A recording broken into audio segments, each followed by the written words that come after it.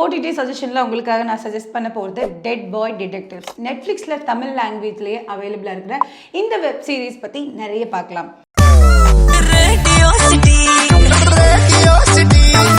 So இதோட story அப்படின்னு பார்த்தீங்கன்னா வந்துட்டு 2 பசங்க வந்து இறந்து போயிருக்காங்க. அவங்க எப்படி இறந்தாங்கங்கிறது பேக் ஸ்டோரியாக வந்து காட்டுவாங்க.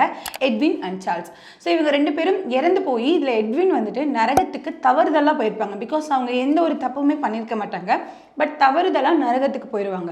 அங்கேருந்து தப்பிச்சு வந்து நிறைய பேய்களோட கேசஸை சால்வ் பண்ணுறாங்க. இது மூலமாக அவங்க நரகத்துக்கு போகிறதுக்கான வாய்ப்பு குறையும் அப்படின்னு ரொம்ப ஆணித்தனமாக நம்பி அவங்க 2 பேரும் சேர்ந்து சார்ல்ஸும் எட்வினும் சேர்ந்து நிறைய கேசஸை வந்து சால்வ் பண்ணுறாங்க. இதுதான் இந்த டெட் பாய் டிடெக்டிவ்ஸோட ஸ்டோரி.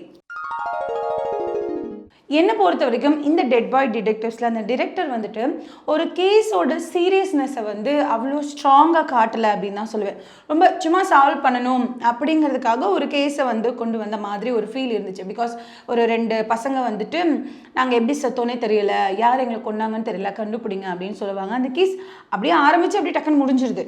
ஸோ அது அந்த அளவுக்கு அந்த கேஸோட ஒரு சீரியஸ்னஸ்ஸே இல்லாமல் இருக்குது. ரொம்ப ஈஸியாக சின்ன சின்ன கேசஸை வந்து சால்வ் பண்ணிட்டு போகிற மாதிரி இருக்குது. இன்னும் டெப்த்தாக கூட அதோட சீரியஸ்னஸை வந்து கொடுத்துருக்கலாம்.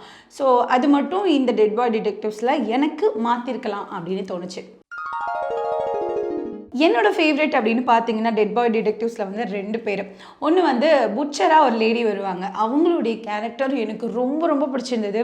அந்த கறி வெட்டுறது, அவங்க வந்து ஒரு பொண்ணு மேலே ஆசைப்படுறது எல்லாமே ரொம்ப அழகாக கொடுத்துருந்தாங்க. அண்ட் ஆல்சோ கேட்கிங்கோட அந்த ரோல் வந்து சூப்பராக பண்ணியிருந்தாங்க.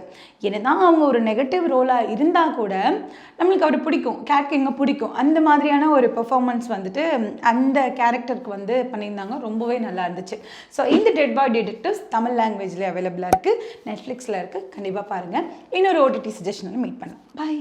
இதே மாதிரி இன்னும் நிறைய கண்டென்ட்டை என்ஜாய் பண்ண சப்ஸ்கிரைப் பண்ணுங்க ரேடியோ சிட்டி தமிழ்.